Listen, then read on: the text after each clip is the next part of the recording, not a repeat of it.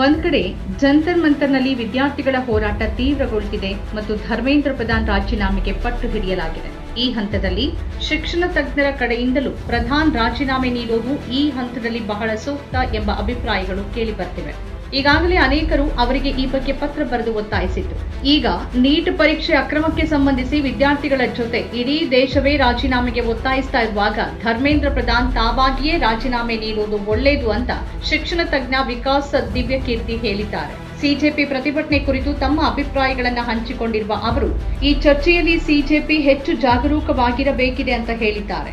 ಪರಿಸ್ಥಿತಿಯನ್ನ ಪ್ರತಿಷ್ಠೆಯ ವಿಷಯ ಅಂತ ಭಾವಿಸದೆ ಸ್ವಯಂ ಪ್ರೇರಣೆಯಿಂದ ಪ್ರಧಾನ್ ರಾಜೀನಾಮೆ ನೀಡುವುದು ಉತ್ತಮ ಕ್ರಮ ಅಂತ ವಾದಿಸಿದ್ದಾರೆ. ರಾಜೀನಾಮೆ ವಿಷಯ ಬಳಸಿಕೊಂಡು ಸರ್ಕಾರ ಹೇಗಾದರೂ ಸಮಸ್ಯೆಯನ್ನ ಬೇರೆ ಕಡೆಗೆ ತಿರುಗಿಸೋಕೆ ಪ್ರಯತ್ನಿಸ್ತು ಅನ್ನೋ ಸೋನಂ ವಾಂಗ್ಚುಕ್ ಅಭಿಪ್ರಾಯವನ್ನ ಅವರು ಒಪ್ಪಿದ್ದಾರೆ. ನೀಟ್ ಪರೀಕ್ಷೆಯ ಸೋರಿಕೆ ಮತ್ತು ಕೆಲ ವಿದ್ಯಾರ್ಥಿಗಳ ಆತ್ಮಹತ್ಯೆ ಈ ಪ್ರತಿಭಟನೆಗೆ ಕಾರಣ ಆಯಿತು.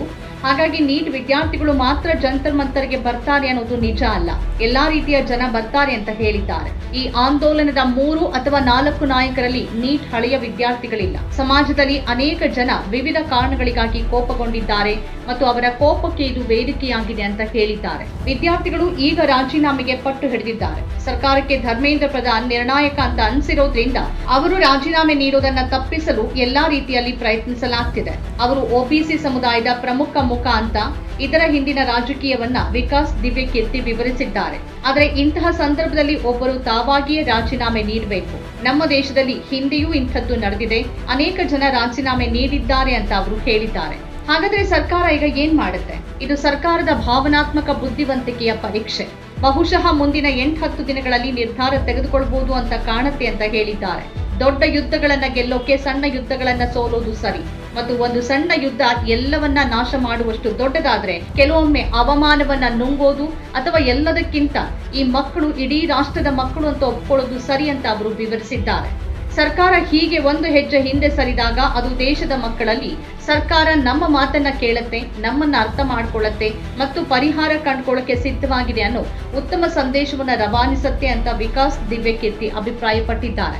ಈ ನಡುವೆ ಜಂತರ್ ಮಂತರ್ ವಿದ್ಯಾರ್ಥಿಗಳ ಹೋರಾಟ ತೀವ್ರಗೊಂಡಿದೆ. ಇದೇ ವೇಳೆ ಸೋನಂ ವಾಂಗ್ಚುಕ್ ಸರ್ಕಾರದಿಂದ ಲಿಖಿತ ಭರವಸೆ ಸಿಕ್ಕಿರುವ ಹಿನ್ನೆಲೆಯಲ್ಲಿ ತಮ್ಮ ಉಪವಾಸ ಕೊನೆಗೊಳಿಸಿ ಜಂತರ್ ಮಂತರ್ನಲ್ಲಿ ಪ್ರತಿಭಟನೆ ನಡೆಸಿದವರ ಮೇಲೆ ಯಾವುದೇ ಪ್ರಕರಣ ದಾಖಲಿಸದೇ ಇರೋದು, ನೀಟ್ ಪೇಪರ್ ಸೋರಿಕೆ ಮತ್ತು ಸುಧಾರಣೆಗಳ ಬಗ್ಗೆ ಸಂಸತ್ತಿನಲ್ಲಿ ಚರ್ಚಿಸಲು ಸರ್ಕಾರ ಭರವಸೆ ನೀಡಿದೆ. ಆತ್ಮಹತ್ಯೆ ಮಾಡಿಕೊಂಡ ವಿದ್ಯಾರ್ಥಿಗಳ ಕುಟುಂಬಗಳಿಗೆ ಪರಿಹಾರ ನೀಡುವುದನ್ನು ಸರ್ಕಾರ ಗಂಭೀರವಾಗಿ ಪರಿಗಣಿಸಿದೆ ಅಂತ ವಾಂಗ್ಚುಕ್ ಹೇಳಿದ್ದಾರೆ.